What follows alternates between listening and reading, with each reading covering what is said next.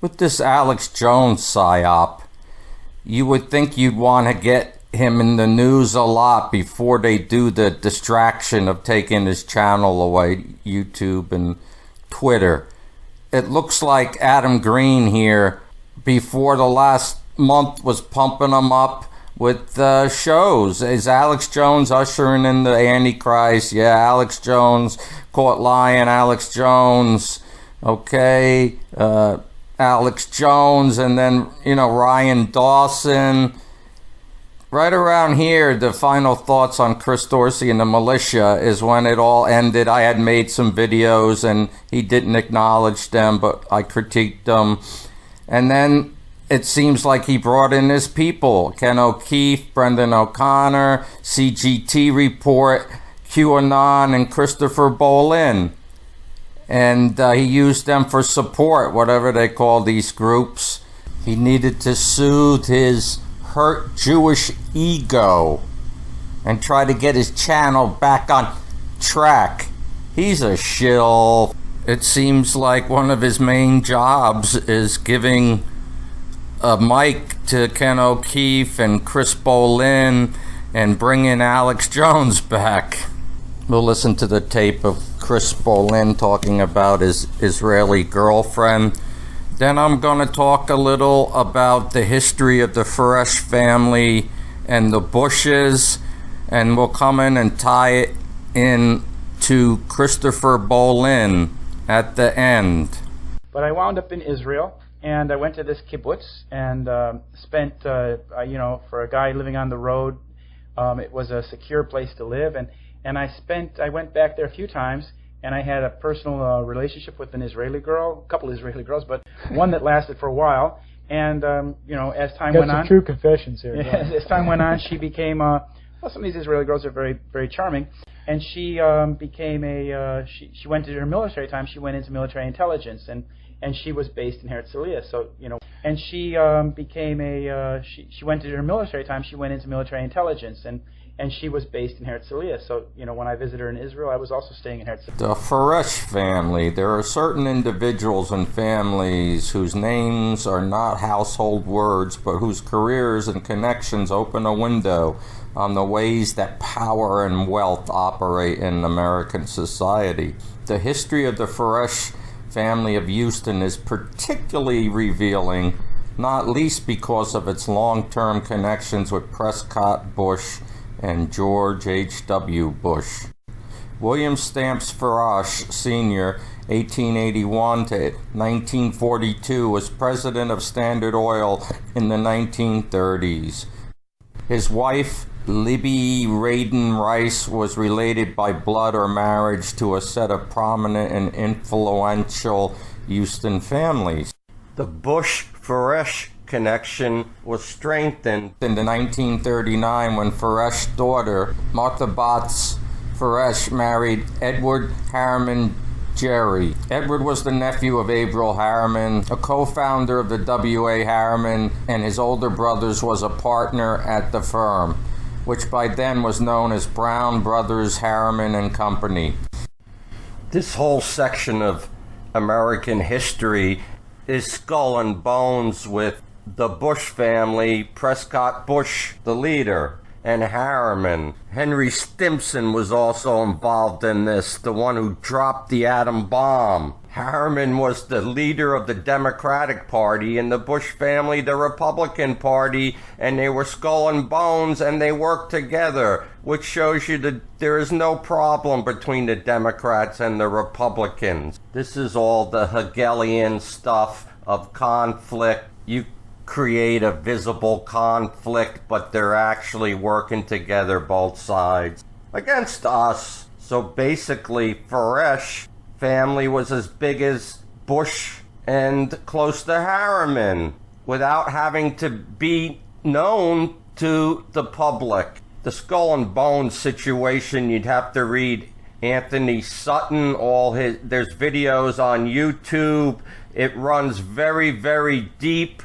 Goes back to Nathan Hale, who was George Washington's spy. These people are the ones that built America along with the Chinese opium trade, made millions. And then in China, Mao Zedong went to Yale in China and was involved with them there. And he was supported by the United States. The U.S. built up Bolsheviks and built up Chinese communism.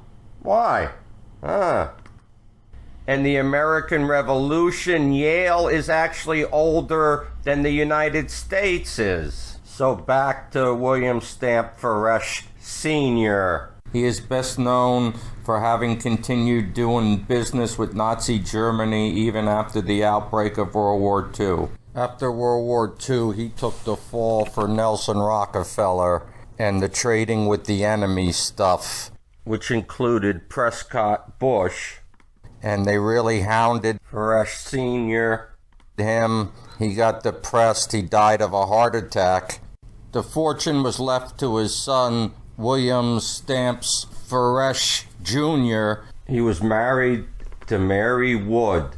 Her father, General Robert E. Wood, was the president of Sears Roebucks and a consistent supporter of extreme right-wing causes.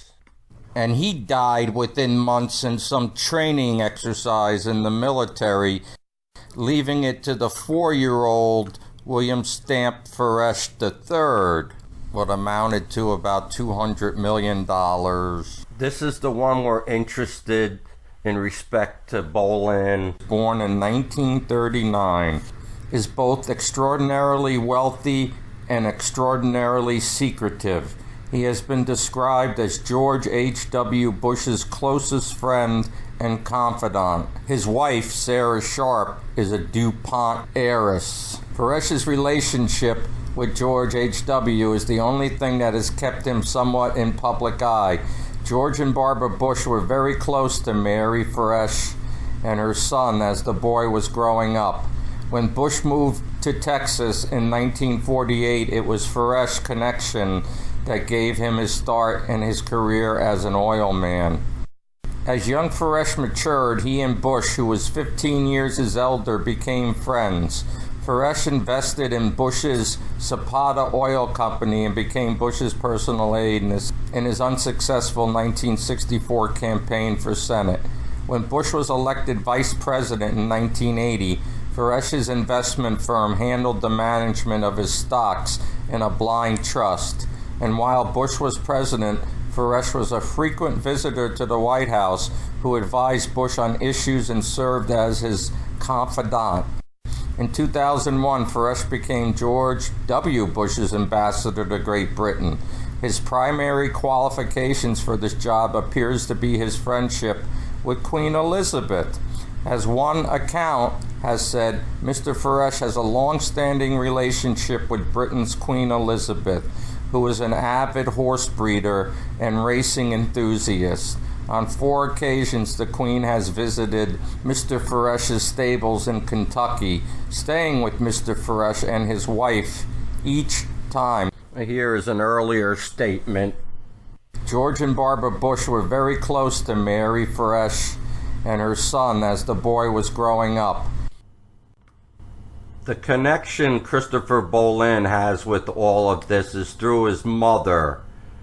His mother, Charlotte, this is Christopher Bolin's website, bolin.com. His mother, Charlotte, grew up in southwestern North Dakota, the daughter of Scandinavian and Swiss homesteaders. Charlotte was an educator and interior designer who held advanced degrees from Columbia University.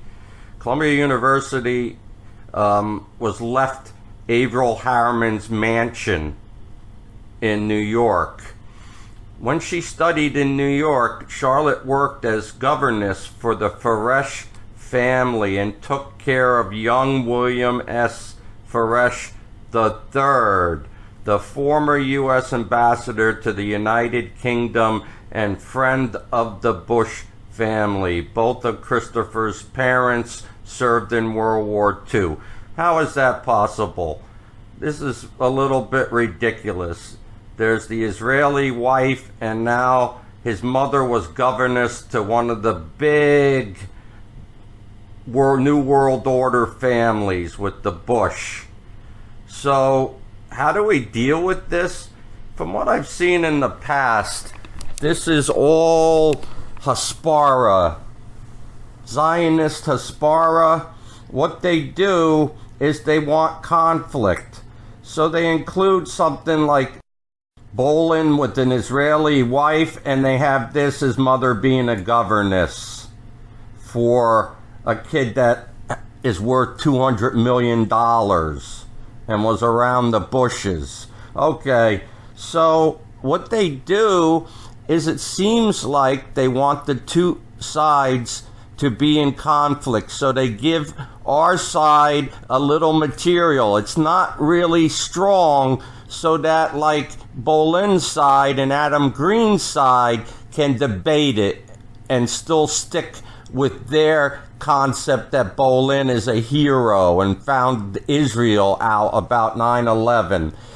And they keep it there teetering. So we could argue our side, they can argue their side. It's never anything really clear. It just instigates and keeps everything somewhere chaotic.